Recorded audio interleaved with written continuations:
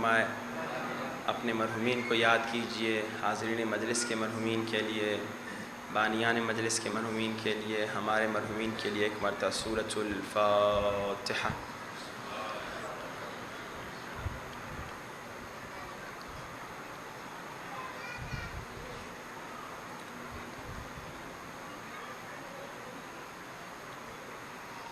اعوذ باللہ من الشیطان الرجیم، بسم اللہ الرحمن الرحیم، الحمد للہ رب العالمین، الحمد للہ کما هو اہلہ، والصلاة والسلام على أشرف الأنبياء والمرسلين وخاتم النبيين أبي القاسم محمد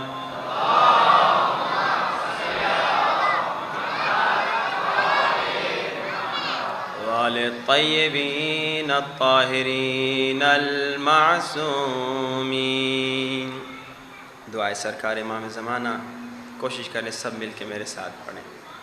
الہی عظم البلاء وبرح الخفا وانکشف الغطاء وانقطع الرجاء وضاقت الأرض ومنعت السماء وأنت المستعان وإليك المشتكى وعليك المعول في الشدة والرخاء، اللهم صل على محمد أولي الأمر الذين فرضت علينا طاعتهم وعرفتنا بذلك منزلتهم، ففرج عنا بحقهم فرجا عاجلا قریبا کلمح البصر او هو اقرب۔ بلند آواز، یا محمد یا علی یا علی یا محمد یا علی یا علی اکفیانی فإنکما کافیان وانصرانی فإنکما ناصران، یا مولانا یا صاحب الزمان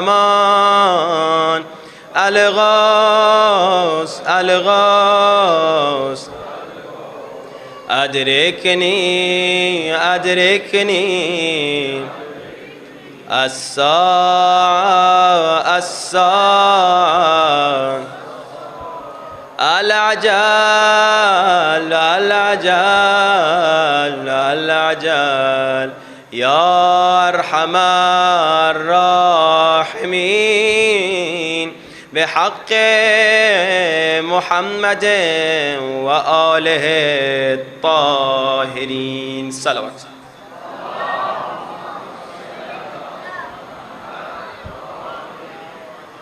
وعجل فرجهم۔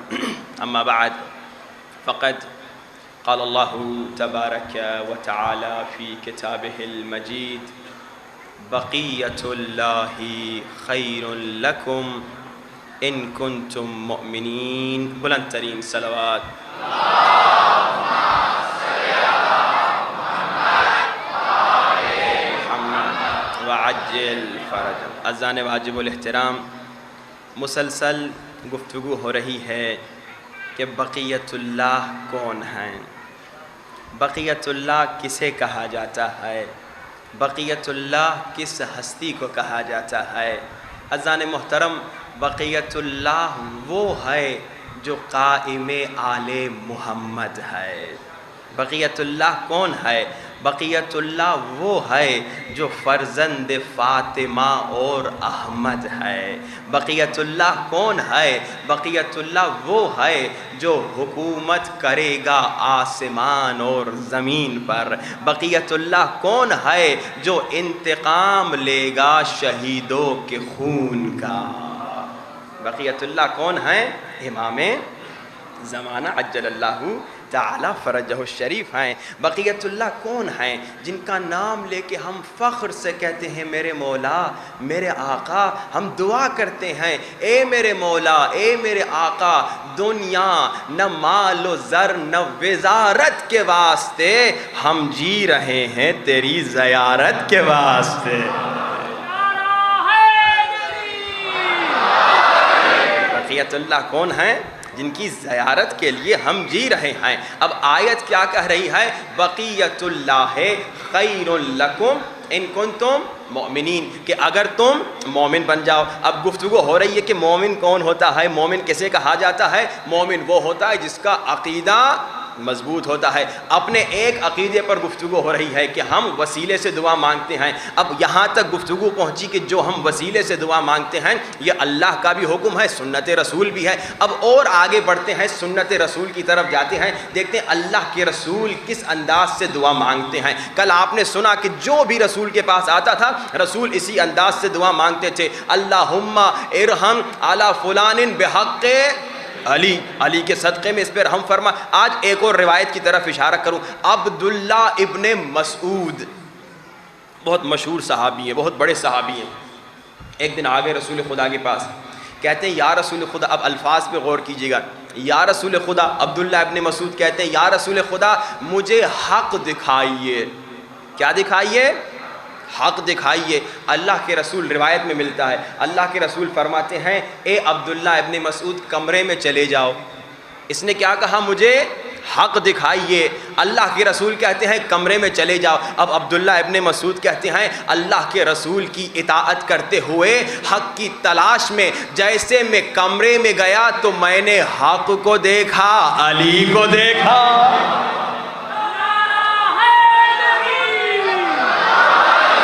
رسول سے کیا پوچھا؟ مجھے حق دکھائیے۔ رسول نے کہا کمرے میں چلے جاؤ۔ کمرے میں دیکھا تو علی کو دیکھا۔ اسی لیے تو اللہ کے رسول نے فرمایا علی مع الحق والحق مع علی، علی حق کے ساتھ ہیں، حق علی کے ساتھ ہے۔ جہاں جہاں علی ہوں گے وہاں وہاں حق ہوگا، جہاں جہاں حق ہوگا ادھر ادھر علی ہوں گے۔ علی حق کے ساتھ ہیں۔ علی نے جو بھی کیا، علی نے جو بھی کہا، علی کی پوری زندگی اٹھا کے دیکھ لیجئے وہ حق کے ساتھ ہے۔ اگر علی نے مشرکین کو تہ تیغ کیا تو بھی حق کے ساتھ، اگر علی نے مشرکین کو تہ تیغ کیا تو بھی حق کے ساتھ، علی نے رسول کی نصرت کی تو بھی حق کے ساتھ، علی نے مردوں کو زندگی عطا کی تو بھی حق کے ساتھ، اگر علی بچپنے میں ابو جہل کو تماچا ماریں تو بھی حق کے ساتھ، اگر علی جوانی میں مرحب کے 2 ٹکڑے کر دیں تو بھی حق کے ساتھ۔ علی کی پوری زندگی حق کے ساتھ ہے۔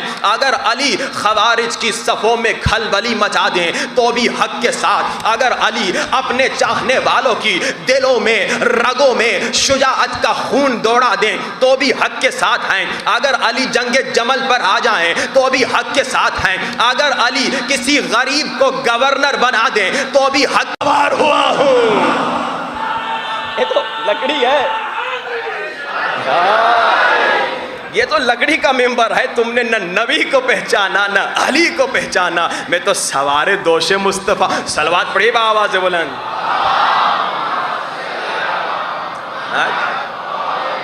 محمد وعجل فرج۔ تو آپ نے دیکھا رسول خدا خدا کو علی کا واسطہ دے رہے ہیں، میرے مولا علی خدا کو نبی کا واسطہ۔ یہی تو وسیلہ ہے کہ خدائے نبی کے واسطے، خدائے علی کے واسطے ہماری مشکل کو سولو کر دے۔ اچھا اب اور آگے بڑھتے ہیں۔ قرآن پاک میں ابھی تک آپ نے 4 آیتیں سنی، سورہ مائدہ کی سنی، سورہ مریم کی سنی، سورہ بقرہ کی آیت سنی، سورہ رعد کی آیت سنی، اب دوبارہ سورہ مائدہ. ابھی تک آیتیں کلیئر تھیں لیکن یہ والی آیت بہت کلیئر ہے. مائدہ 5واں سورہ آیت نمبر 35، یا ایھا الذین آمنوا اتقوا اللہ وابتغوا الیہ الوسیلہ. اللہ نے کلیئرلی کہہ دیا کہ دیکھو اے صاحبان ایمان، با تقویٰ ہو جاؤ اور اللہ تک آنے کے لیے کوئی وسیلہ تلاش کر دو. اب جب کلیئر آیت آ گئی تو جو وسیلے کا انکار کرتے ہیں انہوں نے کہا ہاں بات ٹھیک ہے، وسیلے کو ہم اتنا مان ہی لیتے ہیں کیونکہ اللہ نے کلیئرلی کہہ دیا، مگر وسیلے سے مراد یہ ہے کہ اللہ کے اسماء کو وسیلہ بناؤ. ابھی دوسرا اعتراض، گفتگو آگے بڑھ رہی ہے. انہوں نے کیا کہا؟ پہلے تو کہا وسیلے کی ضرورت ہی نہیں کیونکہ اللہ جو ہے شہرت سے زیادہ قریب ہے تو وسیلے کی کیا ضرورت. اب جب کلیئر آیت آ گئی 5واں سورہ 35ویں آیت وابتغوا الیہ الوسیلہ، کہا ہاں بالکل ٹھیک ہے وسیلے کی ضرورت ہے، مگر اگر وسیلہ بنانا ہے تو اللہ کے اسماء کو وسیلہ بناؤ. ہم کہتے ہیں اچھا یہ بھی منظور ہے، اللہ کے اسماء کو وسیلہ بناؤ. اسماء ہے عربی کا لفظ، جمع ہے اسم کی. اسم کیا ہے؟ یعنی نام. آپ بیٹے کا نام رکھتے ہیں حسن رضا، کیوں بھائی؟ تاکہ اس نام سے پہچانا جائے. نام کیا ہے؟ جس سے کوئی پہچانا جائے. نام کیا ہے؟ جس سے کوئی پہچانا جائے. اب دیکھ لیجئے اللہ سب سے زیادہ کس کے ذریعے سے پہچانا گیا؟ اللہ سب سے زیادہ کس کے وسیلے سے پہچانا گیا؟ امام خود فرماتے ہیں جب اللہ نے فرشتوں کو خلق کیا، اللہ نے کہا میری تسبیح کرو. فرشتوں نے کہا لا علم لنا بار الہ، ہمارے پاس کوئی علم نہیں ہے. تو مولا فرماتے فسبحنا فسبحت الملائکہ، ہم نے اللہ کی تسبیح شروع کی، فرشتوں نے ہمیں دیکھ کر اللہ کا ذکر شروع کیا.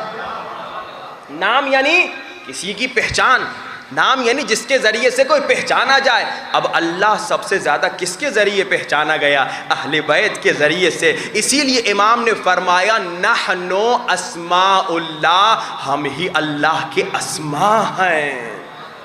اگر اعتراض کرنے والا کہہ رہے اسماء الہی کو وسیلہ بناؤ تو ہم مانتے ہیں کیونکہ ہم اسماء الہی کو تو وسیلہ بناتے ہیں. تبھی تو شاعر کہتا ہے کہ میرے حبیب اگر تو نہ ہوتا خدائی راز آشکار نہ ہوتا. توجہات کا طالب ہوں. میرے حبیب اگر تو نہ ہوتا خدائی راز آشکار نہ ہوتا. میرے حبیب اگر تو نہ ہوتا حسن ہوتا پرستار نہ ہوتا. میرے حبیب اگر تو نہ ہوتا مصور ہوتا شاہکار نہ ہوتا. میرے حبیب اگر تو نہ ہوتا یوسف ہوتا خریدار نہ ہوتا. میرے حبیب اگر تو نہ ہوتا معبود ہوتا عبادت گزار نہ ہوتا. اور میرے حبیب اگر تو نہ ہوتا گنہگار ہوتا شفاعت کا کاروبار نہ ہوتا. ہاں بھائی، اگر تو نہ ہوتا گنہگار ہوتا مگر شفاعت کا کاروبار نہ ہوتا. اگر شفاعت مل رہی ہے تو حبیب تیرے وسیلے سے. اگر قیامت کے دن کسی کو نجات ملے گی تو اہل بیت کے وسیلے سے. آل النبی ذریعتی وہم الیہ وسیلتی ارجو بہم اعطی غدن بید الیمنا صحیفتی. اہل سنت کے بہت بڑے امام ہیں، وہ شعر لکھتے ہیں، کہتے ہیں آل النبی ذریعتی وہم الیہ وسیلتی ارجو بہم اعطی غدن بید الیمنا صحیفتی. ترجمہ اردو میں آسان کر کے بتاؤں کہ امام شافعی کہتے ہیں اگر قیامت کے دن میری نجات کا وسیلہ کوئی ہے تو آل نبی ہے. آل نبی کے وسیلے سے میری نجات ہوگی، آل نبی کے ذریعے سے مجھے نجات ملے گی. عزیزان محترم، تمام شیعہ اور اکثر اہل سنت جب بھی دعا مانگتے ہیں وسیلے کے ذریعے سے مانگتے ہیں. لیکن بعض ہیں بہت خطرناک لوگ ہیں، وہ کہتے ہیں وسیلے کی ضرورت نہیں. اب کوشش کیجیے اپنے بچوں کے عقائد مضبوط کیجیے، ہر عقیدے پر دلیل ہے اور بچوں کو سنائیے. مجلس میں وقت قلیل ہے، ساری باتوں کی طرف اشارہ یقیناً نہیں ہو سکتا، لیکن یہ آپ کو میں ہنٹ دے رہا ہوں تاکہ آپ انشاءاللہ کوشش کریں اپنے بچوں کے عقائد مضبوط کریں. ایک شیعہ بچہ وہ ہے جس سے جب کوئی آگے پوچھے یہ جو عقیدہ ہے اس پر دلیل کیا ہے فوراً دے دے. یہ جو تمہارا عقیدہ ہے اس پر دلیل کیا ہے فوراً قرآن سے حدیث سے عقل سے منطق سے دلیل دے دے کہ یہ کام جو میں کر رہا ہوں اس لیے قرآن سے بھی حدیث سے بھی عقل سے بھی.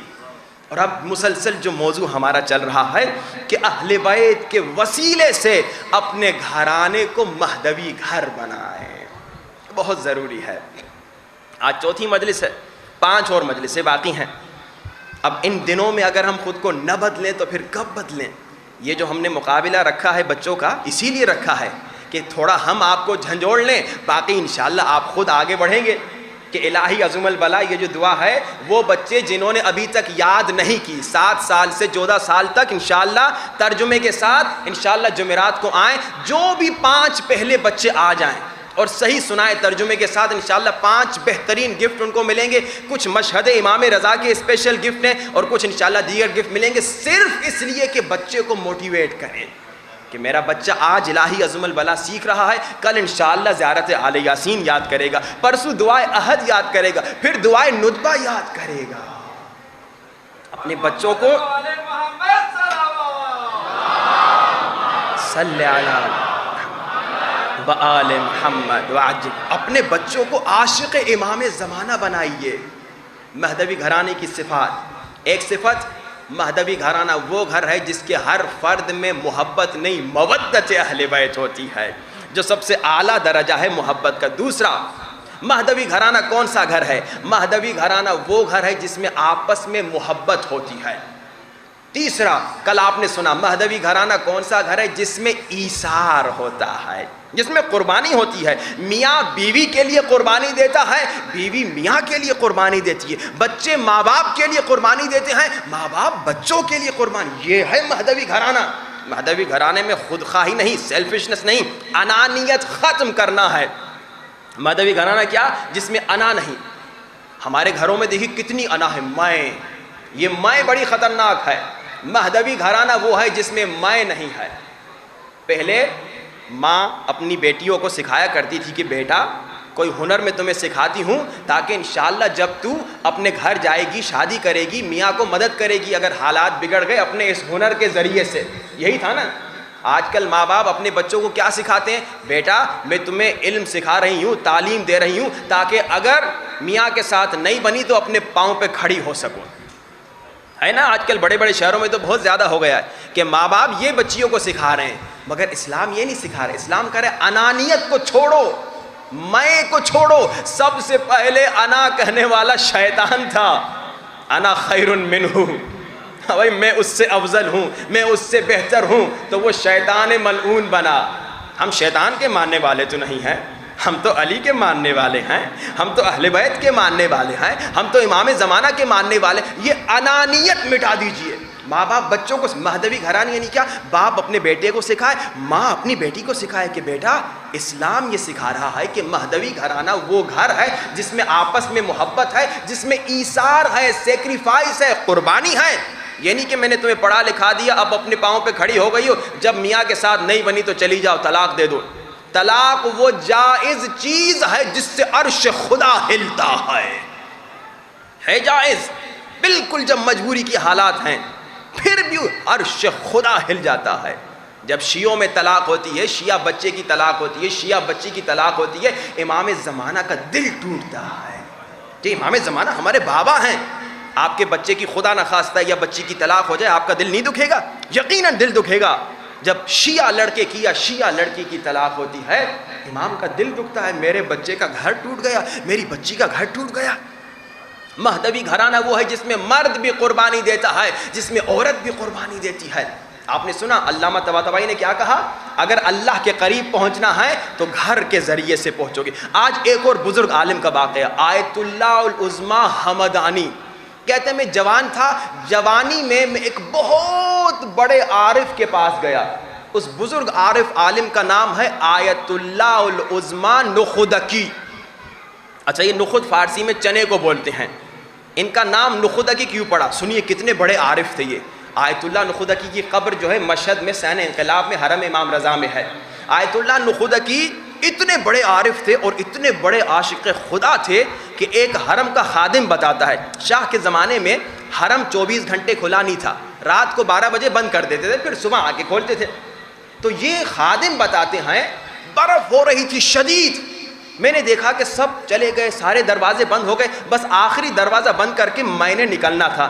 تو میں نے دیکھا حرم میں گنبد امام رضا کے ساتھ آیت اللہ نخودکی نماز پڑھ رہے ہیں اور رکوع میں ہیں. برف باری ہو رہی تھی. میں نے ہیٹر ساتھ میں رکھ لیا. میں نے کہا میں تو گھر جا کے سو جاؤں گا, آیت اللہ کی جب نماز ختم ہوگی وہ ہیٹر کھول لیں گے, بیمار نہ پڑ جائیں. یہ خادم کہتا ہے صبح بھی سب سے پہلے دروازہ میں ہی کھولتا تھا. صبح سب سے پہلے جب میں نے دروازہ کھولا اور میں حرم میں آیا, آیت اللہ نخودکی کی حالت دیکھ کر میں حیران ہو گیا. میں جب گیا تھا یہ رکوع میں تھے اور برف باری ہو رہی تھی, میں ہیٹر رکھ کے گیا تھا. اب جو میں واپس آیا ابھی تک برف بھی ہو رہی تھی, آیت اللہ رکوع میں بھی تھے اور آدھا میٹر برف ان کی کمر پہ جمع تھی. ایسی نماز کبھی پڑھی ہے آپ نے کہ بھائی گھنٹے گھنٹے گزر جائیں, آپ پہ برف باری ہو رہی ہے اور آپ کو پتہ ہی نہیں چل رہا. ایسی نمازیں پڑھنی ہے علی والے کو. مولا علی نے یہی سکھایا کہ علی والا ایسی ہی نماز پڑھتا ہے کہ ہڈی سے تیر نکل جائے مگر پتہ نہ چلے کہ تیر نکلا کہ نہیں. یہ آیت اللہ نخودکی. ان کو نخودکی کیوں بولتے تھے؟ کیونکہ جب بھی کوئی بیمار ان کے پاس آتا تھا, آیت اللہ میں بیمار ہوں, میری ماں بیمار ہے, میرا باپ بیمار ہے, میرا بھائی بیمار ہے, مگر وہ ابھی میرے ساتھ نہیں ہے, وہ میرے شہر میں ہے, ہمدان میں, شیراز میں, اصفہان میں, کسی اور جگہ پر. تو آیت اللہ نخودکی ایک چنا دیتے تھے, اسی لیے ان کا نام پڑ گیا نخودکی. جو بھی آگے کہتا تھا میرا ماں باپ بھائی بیمار ہے, تو آیت اللہ نخودکی ایک چنا دیتے, کہتے یہ چنا تم یہاں کھاؤ, تیری ماں شہر میں ٹھیک ہو جائے گی. اتنے بڑے عارف تھے. اب ان کی فضیلت میں نے آپ کو اس لیے سنائی تاکہ جو جملہ میں آپ کو سنانے والا ہوں وہ آپ کو یاد رہے. تو گفتگو کیا چل رہی ہے؟ مہدوی گھرانے میں ایثار, قربانی ہوتی ہے.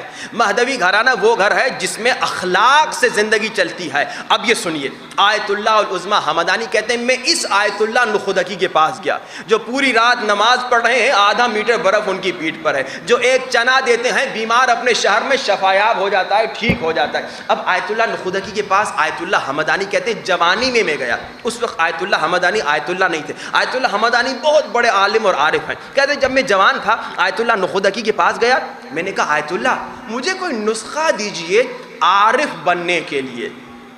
اب علم عرفان ایک بہت بڑا علم ہے, وہ موضوع ہی وسیع ہے, ہمارا موضوع ہے نہیں. صرف اتنا آسان الفاظ میں بتا دوں کہ عارف بننا یعنی اللہ کے قریب ہونا, عارف بننا یعنی امام حسین کے قریب ہونا, عارف بننا یعنی امام زمانہ کے قریب ہونا. کہا میں بہت اللہ کے قریب ہونا چاہتا ہوں, مجھے کوئی نسخہ بتائیے, میں کیا کروں جو اللہ کے قریب ہو جاؤں, اہل بیت کے قریب ہو جاؤں.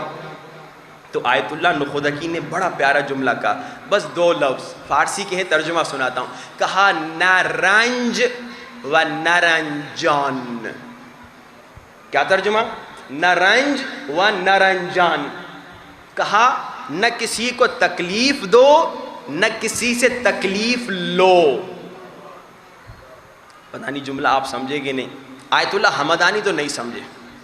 انہوں نے کہا میں نے پوچھ لیا آیت اللہ نخودکی سے, اچھا یہ جو آپ نے کہا نرنجان یعنی کسی کو تکلیف نہ دے, یہ تو بات سمجھ میں آ رہی ہے کہ ایسا کام نہ کرو کسی کو دکھ ہو, ایسی بات نہ کہو کسی کا دل دکھ جائے, یہ تو بات سمجھ میں آ رہی ہے کہ کسی کو دکھ نہ دو. اگر اللہ کے قریب پہنچنا ہے, اگر اہل بیت سے قریب ہونا ہے تو بیوی کو دکھ نہ دو, میاں کو دکھ نہ دو, پڑوسی کو دکھ نہ دو, کسی مومن کو دکھ نہ دو, کسی انسان کو دکھ نہ دو. اگر اہل بیت کے قریب, اہل بیت نے یہی سکھایا, اہل بیت نے تو دشمن کو بھی کوشش کی کہ اسے دکھ نہ ہو. دشمن برا بھلا کہہ رہا ہے مگر اہل بیت کرم پہ کرم پہ کرم کر رہے ہیں. کسی کو دکھ نہ دو, کسی کو دکھ نہ ہو, یہ بات تو سمجھ میں آ رہی ہے, مگر یہ کہ خود تمہیں دکھ نہ ہو یہ کیسے ہو سکتا ہے؟ آیت اللہ نخودکی سے جب آیت اللہ ہمدانی نے پوچھا تو آیت اللہ نخودکی کہتے ہیں جانتے ہو اس کا کیا مطلب ہے کہ تمہیں خود دکھ نہ ہو؟ اس کا مطلب یہ ہے کہ اپنی انانیت کو ختم کر دو. کہا وہ کیسے؟ کہا تمہیں دکھ کب ہوتا ہے, آپ کو دکھ کب ہوتا ہے, مجھے دکھ کب ہوتا ہے؟ جب آپ کہیں سے گزر رہے ہیں, کوئی جاننے والا وہاں کھڑا ہے, اس نے آپ کو سلام نہیں کیا, دکھ ہوگا, ارے اس نے مجھے سلام نہیں کیا. بات صحیح کر رہا ہوں نا؟ آپ کہیں سے جا رہے ہیں اور جناب آپ کا جاننے والا ہے, اس نے آپ کو سلام نہیں کیا, تو آپ کو دکھ ہوگا, مجھے سلام نہیں کیا. کہا تم ہو کون؟ جب تم خود کو میں سمجھو گے نا کہ مجھے سلام نہیں کیا تو آپ کو دکھ ہوگا. آپ کہیں سے جا رہے ہیں, کسی نے گالی دے دی, سلام نہ کرنا تو الگ بات ہے, گالی دے دی, آپ کا نام لے کے او فلاں فلاں, دکھ کب ہوگا؟ جب آپ خود کو کچھ سمجھیں گے. لیکن جب آپ کہیں گے میں تو کچھ بھی نہیں, مجھے کس لیے دکھ ہو, لوگوں نے تو انبیاء کو گالیاں دیں، مجھے اس نے گالی دے دی تو کیا گالی مجھے چپک گئی کیا؟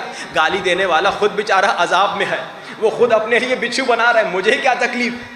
جب آپ خود کو کچھ نہیں سمجھیں گے، انانیت ختم کر دیں گے، میں ختم کر دیں گے، تو آپ کو دکھ بھی نہیں ہوگا۔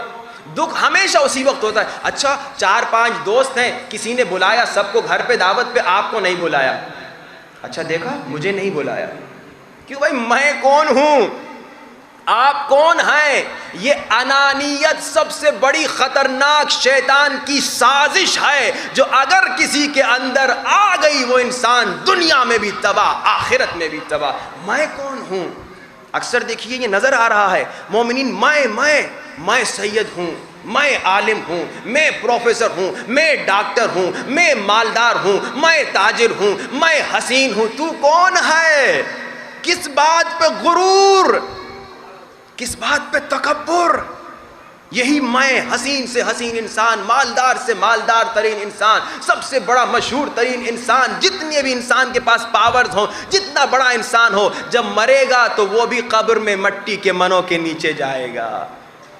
جب میں مروں گا، آپ مریں گے، ہم جتنے بھی لوگ ہیں مریں گے، تو کیا ہمارے لیے اسپیشل کوئی گھر بنایا جائے گا؟ سب 2 میٹر کی قبر میں جائیں گے۔ تو غرور کس بات کا؟ تکبر کس بات کا؟ اب یہ روایت سنیے، روایت میں ملتا ہے جو انسان بہت متکبر ہے، تکبر کر رہا ہے اپنے پیسوں پہ کہ میں بڑا مالدار ہوں، تو روایت میں ملتا ہے اے مالدار انسان، جو تمہیں تکبر ہے اپنے پیسوں پہ، تو ذرا یہ بتاؤ کیا تم اپنے پیسوں کے ذریعے سے پوری دنیا نہیں بلکہ پوری کائنات کے تمام انسانوں کو، جنوں کو، فرشتوں کو، حیوانوں کو، دریا میں رہنے والوں کو، تمام کائنات کی مخلوقات کو اپنے پیسوں کے ذریعے کیا ایک وقت کا کھانا کھلا سکتے ہو؟ تم تکبر کرے نا، بڑا مالدار ہوں، بڑا پیسے والا ہوں، اپنے اس پیسے سے پوری کائنات کی تمام مخلوقات کو صرف ایک وقت کا کھانا کھلا کے دکھاؤ، کھلاؤ نا۔ تم غرور ہے نا، تکبر ہے نا، گھمنڈ ہے نا اپنے پیسے پہ، میں بڑا مالدار ہوں، کھلا کے دکھاؤ اپنے صرف ایک وقت کا کھانا۔ کس بات پہ غرور، کس بات پہ تکبر؟ جو سب سے بڑا طاقتور انسان ہے، بڑا پریزیڈنٹ ہے، پرائم منسٹر ہے، ڈی سی اے، ایس پی اے، جو بھی ہے، بڑا پاورفل انسان ہے، اے انسان تجھے اپنے پاور، اپنی قدرت، اپنے طاقت پر غرور ہے؟ اگر تمہیں اپنی طاقت پر غرور ہے تو ذرا ایک کام تو کر کے دکھا، جب ملک الموت تیری روح نکالنے آئے اپنی طاقت سے زمانہ کا عشق بڑھائیے، اپنے بچوں کو عاشق امام زمانہ بنائیے، کہ جیسے میں نے کہا کہ آپ کے بچے بھی جب امام زمانہ کا نام آئے تو ان کی آنکھوں سے آنسو جاری ہو جائیں۔ لیکن جب ماں باپ اپنے امام زمانہ کو بھلا دیں تو بچے بیچارے کو کیا سکھائیں گے؟ یہ جو دعائیں ندبہ کا میں نے اعلان کیا کہ انشاءاللہ اس جمعے کو اگر مینجمنٹ مینیج کر سکے تو مینجمنٹ نے کہا ہم مینیج کر لیں گے، لیکن ٹائم مجھے کہا 6 بجے رکھیں، 7 بجے رکھیں، میں نے کہا نہیں، نماز فجر کے بعد 5 بجے، تو کہاں کم لوگ آئیں گے، میں نے کہا امتحان ہے بھائی، امام زمانہ کے لیے جب ہم نیند کو نہیں چھوڑ سکتے، صبح 5 بجے دعائیں ندبہ کو نہیں آ سکتے، تو وہ خود کو جواب دے دیں، میں کچھ نہیں کہوں گا۔ تو لہٰذا مینجمنٹ نے مان لی ہماری ریکویسٹ کہ اسی جمعے کو 8 محرم کو دعائیں ندبہ ہوگی، 5 بجے، ٹھیک 5 بجے شروع ہوگی، ٹھیک 6 بجے ختم ہوگی، ناشتہ بھی انشاءاللہ ہوگا۔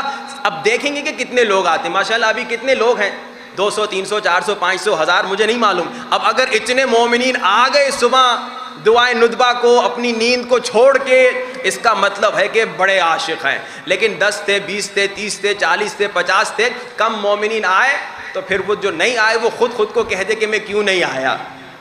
ایک دوسرے پہ انگلیاں بھی نہ اٹھائیں، یہ بھی ایک خطرناک بات ہے، اچھا ہم آئے تھے تم نہیں آئے تھے، نہیں، یہ کام نہ کریں۔ لیکن انشاءاللہ یہ ٹیسٹ ہے، ایک امتحان ہے کہ دیکھیں جمعے کے دن صبح 5 بجے انشاءاللہ مولا امام زمانہ کو پرسہ دینے کا اسپیشل دعائے ندبہ کا پروگرام ہے، دیکھیں کون آتا ہے انشاءاللہ۔ اور مجھے امید ہے کہ یہ عاشقان امام حسین جو کرونا سے نہ ڈر کے مجلس میں آئے ہیں، یقیناً دعائے ندبہ میں اس سے زیادہ مومنین آئیں گے، یہ میرا دل کہہ رہا ہے۔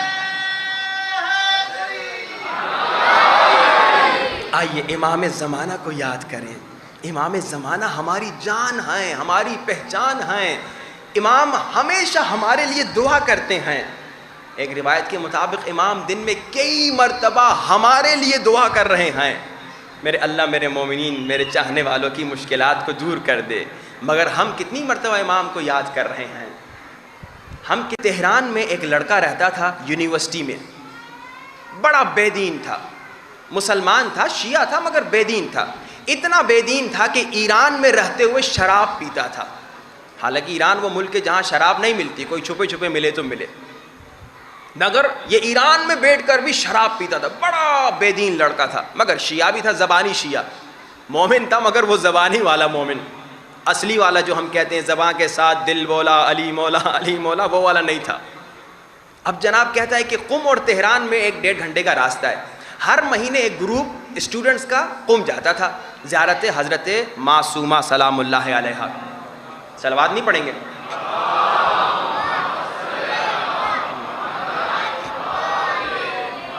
وعجل فرجہ۔ کہتا ہے ایک مرتبہ جب گروپ جانے لگا تو بچوں نے، لڑکوں نے مجھے کہا آپ بھی چلو، میں نے کہا میں قم جا کے کیا کروں گا، میں زیارت کرنے کا شوق ہی نہیں رکھتا، کہا چلو گھوم لو قم میں، کہا بڑا اصرار کیا، میں قم آ گیا۔ اچھا یہ لڑکے گئے جمکران تو مجھے بھی لے گئے، مجھے کوئی مزہ نہیں آ رہا تھا، قم لے گئے، بیوی کے حرم میں لے گئے، میں ادھر بھی گیا، بس مزہ نہیں آ رہا تھا۔ آخر میں سارے اسٹوڈنٹ گئے آیت اللہ بہجت کے پاس۔ آیت اللہ بہجت بہت بزرگ عارف گزر چکے ہیں، 2009 میں ان کا انتقال ہو گیا۔ اچھا آیت اللہ بہجت کے بارے میں مشہور تھا کہ یہ لوگوں کی اصل شکل دیکھتے ہیں، اکثر وہ ذکر کرتے تھے یا ستار، یعنی اے پردہ ڈالنے والے، اے پردہ ڈالنے والے، مجھے لوگوں کی شکل نہ دکھا۔ یہ علم عرفان میں پاورز ہیں، تو ان کو لوگوں کی شکل نظر آتی تھی۔ اب یہ جوان کہتا ہے، شرابی اسٹوڈنٹ تہران والا جو قم آیا ہے، کہتا ہے ہر جگہ گئے تو مجھے مزہ نہیں آیا۔ آیت اللہ بہجت کے پاس جب گئے تو آیت اللہ بہجت تمام لڑکوں کو پیار سے محبت سے دیکھ دیکھ کر ان سے باتیں کر رہے تھے۔ جیسے میں ان کے قریب آیا انہوں نے سر جھکا دیا، انہوں نے مجھے نہیں دیکھا۔ اب یہ جوان کہتا ہے ان کے بارے میں نے سنا ہوا تھا کہ یہ وہ ہستی ہیں کہ جب بھی یہ کسی کوئی ان کے سامنے آتا ہے تو اس شخص کا اصلی چہرہ دیکھ لیتے ہیں، تو نہ معلوم میرا چہرہ اصلی کتنا خبیث ہے کہ آیت اللہ بہجت دیکھنے کو بھی تیار نہ تھے، سب کو ملے، سب سے پیار سے باتیں کی مگر میری طرف دیکھا تک نہیں۔ یہ جوان کہتا ہے بس یہی جو میرے ذہن میں خیال آیا، میں بڑا پریشان ہو گیا۔ میں نے کہا یعنی میری باطنی شکل اتنی گندی ہے، نہ معلوم کتا، حیوان، خنزیر، کس حیوان جیسی شکل ہے کہ آیت اللہ بہجت مجھے دیکھنے کو تیار نہیں۔ کہتے ہیں بس اسی وقت اسی مسجد میں نے نیت کی، ارادہ کیا، آج سے میں ہر گناہ چھوڑ دوں گا تاکہ میری باطنی شکل کم سے کم انسانی شکل تو بنے، کم سے کم انسانوں جیسا تو لگوں۔ کہا پورا مہینہ، پھر ہم واپس تہران چلے گئے۔ نیکسٹ مہینے، دوسرے مہینے ایک دوسرا گروپ آیا جوانوں کا قم کی طرف، میں نے کہا مجھے بھی لے جاؤ۔ پورا مہینہ اس نے کہا میں نے شراب نہیں پی، گناہ نہیں کیا، کوئی بھی حرام کام نہیں کیا، ہر وہ واجب جس کا اللہ رسول نبی علی نے حکم دیا اس پر عمل کیا، ہر برائی کو چھوڑ دی، فاسق تھا اب مومن بن گیا۔ کہتا ہے کہ اب دوسرے گروپ کے ساتھ 1 مہینے کے بعد میں آیا۔ اب غور سے سنیے امام زمانہ کو کیسے خوش کرنا ہے۔ اگر آپ چاہتے ہیں امام زمانہ کو خوش کریں، اب یہ یاد رکھیے نسخہ بہترین نسخہ ہے، آج سے عمل کریں، ابھی سے عمل کریں، ابھی سے نیت کریں۔ کہا دوسرا مہینہ تھا، میں پھر قم آیا، اسٹوڈنٹس کے ساتھ جمکران گئے، بڑا لطف آ رہا ہے، بیوی کے حرم میں گیا، آنکھوں میں آنسو آ رہے ہیں، بڑا سکون مل رہا ہے۔ اب جیسے پھر آیت اللہ بہجت کی مسجد میں آئے، میں دور کھڑا تھا، میں نزدیک نہیں گیا، کہیں پھر میری شکل ابھی سدھری نہ ہو، ابھی میری شکل وہی خراب نہ ہو، آیت اللہ پھر مجھے نہ دیکھے۔ کہا میں نزدیک نہیں گیا مگر میرے دوستوں نے جن کے ساتھ میں تہران سے آیا تھا انہوں نے مجھے بلایا، ادھر آؤ آیت اللہ بہجت تمہیں بلا رہے ہیں۔ کہا میں قریب گیا لیکن ڈرتا ہوا، وہی آیت اللہ جو پچھلے مہینے مجھے دیکھے بھی نہیں، اب مجھے انہوں نے بلایا اور بلانے کے بعد ایک جملہ کہا، یہ وہ جملہ ہے آنکھوں میں آنسو آ جائیں گے۔ میری طرف دیکھا، میری طرف دیکھ کر کہا مرحبا جوان، پچھلے 1 مہینے سے تو نے امام زمانہ کو خوش کیا۔ مرحبا جوان، پچھلے 1 مہینے سے تو نے مولا کے چہرے پہ مسکراہٹ لائی ہے، ابھی سے ارادہ کریں۔ امام کے عاشق و مہدوی گھرانہ یعنی کیا؟ یعنی میں ہر وہ برائی چھوڑوں گا جس سے امام کا دل دکھتا ہے، اور ہر وہ عمل کروں گا جس سے امام خوش ہوتے ہیں۔ امام بڑے مظلوم ہیں۔ امام کی مظلومیت کل آپ نے سنی نا، کہ مولا حسین کا خون بھرا کرتا مولا کے ممبر کے سامنے لہراتا۔ اب اور سنیے، ایک بہت بڑے مجتہد کہتے ہیں ہر روز اللہ، امام زمانہ کی مظلومیت سنیے، بہت بڑے مجتہد کہتے ہیں ہر روز اللہ امام زمانہ کو کربلا کا منظر دکھاتا ہے۔ امام زمانہ کی مظلومیت سنو، خدا را کم سے کم میں شیعہ امام کا دل نہ تڑپا ہوں۔ عزادارو، کربلا میں کچھ ایسے مناظر ہیں جنہیں مولا حسین جیسا صابر امام بھی ایک مرتبہ سے زیادہ نہ دیکھ سکا۔ ہاں بھائی، کربلا کے کچھ بڑے سخت مناظر ہیں۔ ایک سب سے سخت منظر کربلا کا کیا ہے؟ علی اکبر کے سینے پہ برچھی کا لگنا۔ راوی کہتا ہے میں نے اکبر کی شہادت سے پہلے مولا حسین کو دیکھا تھا، مگر اکبر کی شہادت کے بعد میں حسین کو پہچان نہ سکا، سر کے داڑھی کے بال سفید۔ یہ وہ منظر ہے جو مولا حسین برداشت نہ کر سکے، مگر امام زمانہ کو ہر روز یہ منظر دکھایا جاتا ہے۔ رو رو کے کہتے ہیں میرے اللہ میرا جلد ظہور فرما، مگر آواز آتی ہوگی ابھی مومن تیار نہیں ہوئے۔ کتنا امام کا دل دکھتا ہے۔ خدا را مولا کو دکھ نہ دینا آج کے بعد۔ روتی ہوئی آنکھوں سے سینوں پہ ہاتھ رکھیے، آنکھوں کو بند کیجیے اور کہیے السلام علی الحسین و علی علی ابن الحسین و علی اولاد الحسین و علی اصحاب۔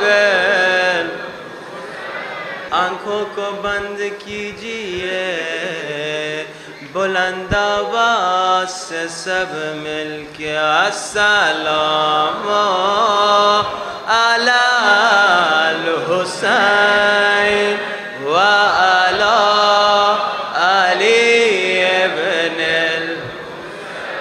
و علی اولاد و علی اصحاب الحسین۔ میرے مولا یا حسین جان، میرے مولا یا حسین جان، میرے مولا یا حسین جان، میرے مولا یا حسین جان، میرے مولا یا حسین جان۔ بلند آواز سے میرے مولا یا حسین جان، میرے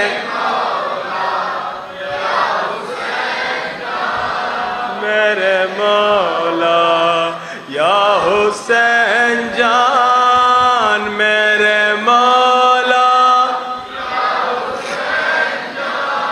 میرے مولا۔ عزادارو، میرے مولا حسین کی ننھی 3 برس کی بچی شاید رو رو کے کہتی ہوں گی چچا جان قسم لے لے اب پانی نہیں مانگوں گی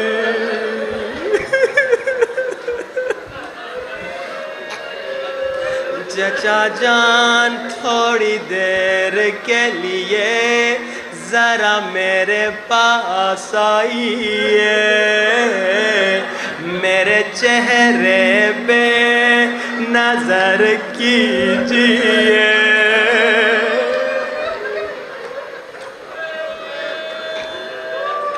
تم سب اولاد والے ہو نا تم سب کے گھروں میں ننھی ننھی بچیاں ہوں گی آج مجلس کے بعد اپنی بچیوں کے چہرے کو جا کے چومنا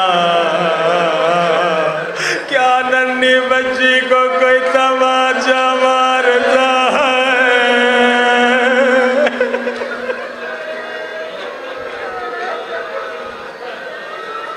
عزاداروں پچھلے 3 دنوں سے دیکھ رہا ہوں اکثر مومنین گریہ کر رہے ہیں مگر بعض مومن ابھی تک نہیں رو رہے عزاداروں جب بھی مجلس میں آیا کرو کوشش کرو چیخ چیخ کے رو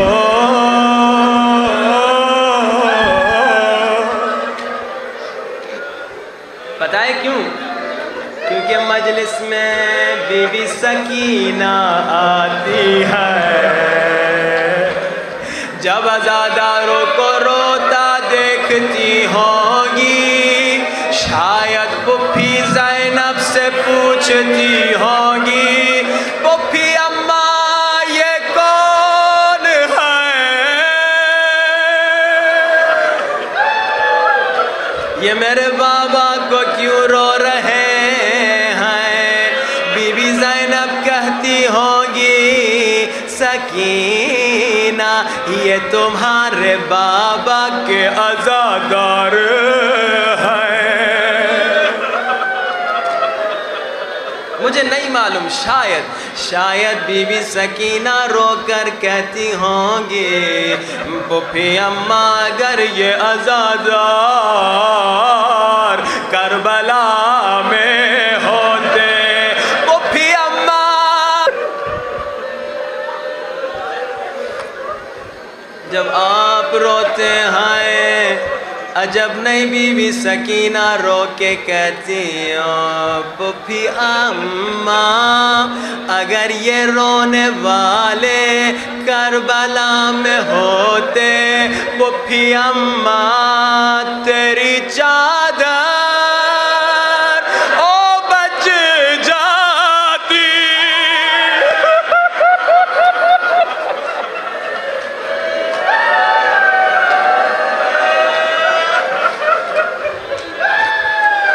جب بھی مجلس میں آیا کرو گھٹ گھٹ کے نہ رونا روتی ہوئی آنکھوں سے سب مل کے کہو یا حسینو یا حسینو یا حسینو بلند یا حسینو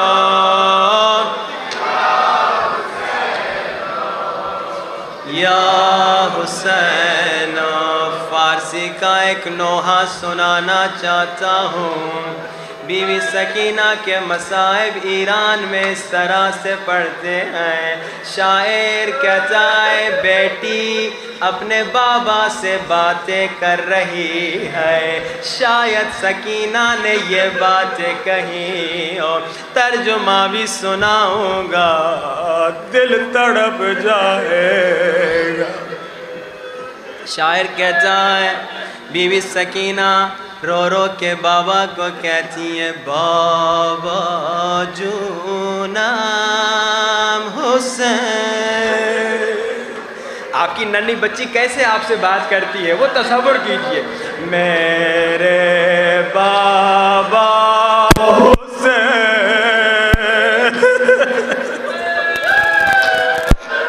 اب سنو گے. دختر از دنیا بریده بدون تو خوشی ندیده. سنو گے. سکینہ گویا بابا کو کہہ رہی ہے بابا آپ کے بعد میں دنیا سے تنگ آ گئی ہوں. اب دنیا میں رہنے کا سکینہ کو دل نہیں کہتا.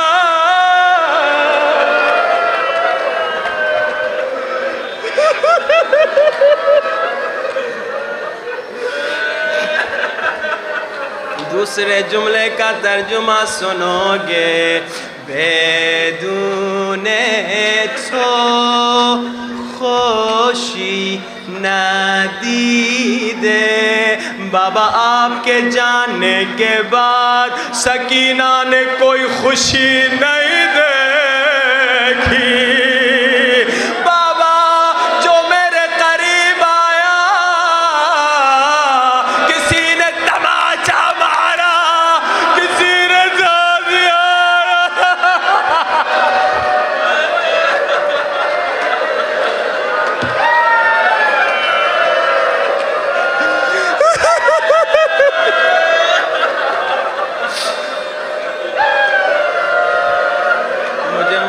کرو ابھی بڑا مصائب رہتا ہے. اب یہ جملہ سنو. بابا جونام حسین. میرے بابا حسین ببین میری طرف دیکھو. بیٹی بابا سے بات کر. بابا جونام حسین. آپ بھی بی بی سکینہ کی طرح مولا حسین کو بلائیے. بابا جونام حسین. سب مل. بابا جونام حسین. بابا حسین ببین بابا میری طرف دیکھو. ہمیں موہایم سفید. بابا ذرا میری طرف دیکھو. میرے سر کے بال سفید ہو گئے. 3 برس کی بچی کے سر کے بال سفید نہیں ہوتے مگر ظالم نے اور اتنے تازیانے مارے.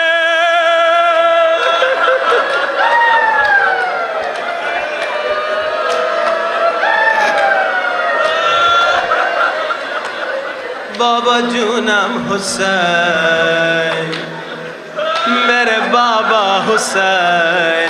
بچی بابا سے باتیں کر رہی ہے. کیا کہہ رہی ہے؟ کاش کی میشد بازم برام بخندی. بابا میرا دل چاہ رہا ہے پھر آپ کی مسکراہٹ دیکھ. بابا میرا جی چاہ رہا ہے آپ پھر میرے ساتھ ہنس ہنس کے باتیں کریں.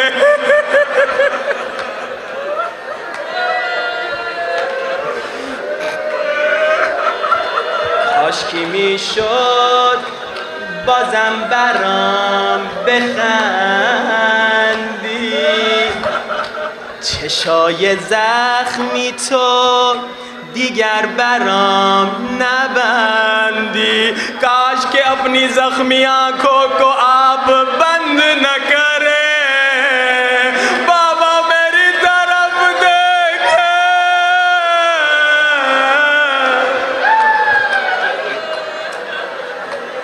اپنی آنکھوں کو بند نہ کرے بابا جونا حسین سب میں بابا جونا حسین بلند بابا جونا حسین بابا بڑا سخت جملہ ہے سادات مجھے معاف کرنا اولاد والوں جن کے گھروں میں چھوٹی چھوٹی بچی ہے مجھے معاف کرنا شاعر کہتا ہے بابا جونم سکینہ بابا سے بات کر رہی ہے بابا جونم از شبی که از ناخ پرت شدم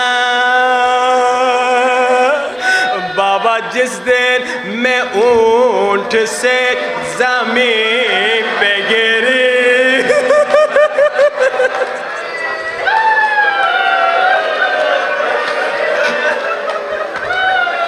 بابا جونم از شبی که از ناق پرت شدم ببین لبم داره عجب شکافی بابا جب میں اونٹ سے زمین پہ گری بابا میرا ہونٹ پھٹ گیا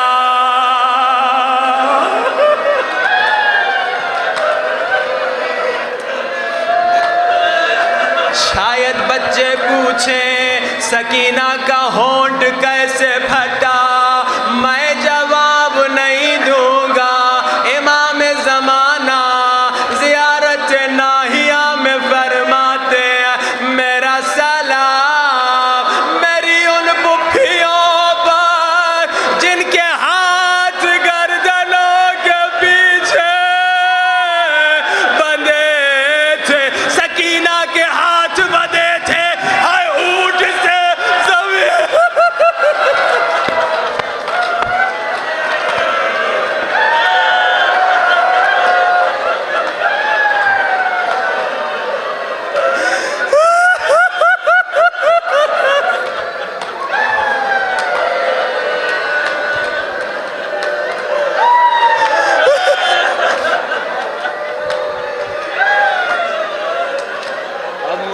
پڑا نہیں جا رہا رو رو کے ماتم کرو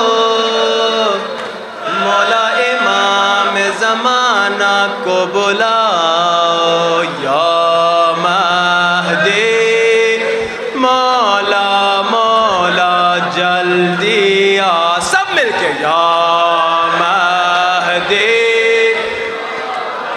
مولا جلدی آ امام زمانہ جلدی آئیے ان ظالموں سے انتقام لیجئے جنہوں نے سکینہ کو تماچے مارے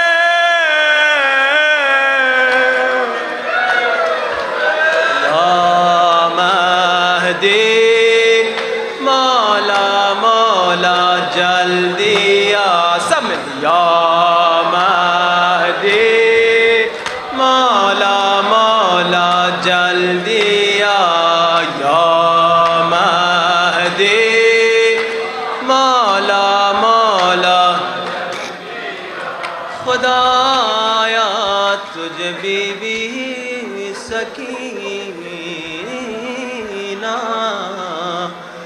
کی مظلومیت کا امام زمانہ کا جلد ظہور فرما روتی ہوئی آنکھوں کے ساتھ ہاتھوں کو بلند کرو اللہم اجل ولیک الفرج اللہم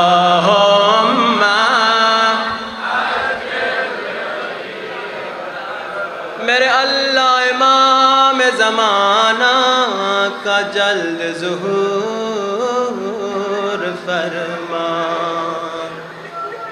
جو بھی مشکلات میں ہیں ان کی مشکل کشائی فرما، جو بھی بیمار ہیں بے حق بیمار کربلا، انہیں شفا عطا فرما، ہمارے گھر کو مہدوی گھرانہ بنا، ہمیں امام زمانہ کا حقیقی سچا پکا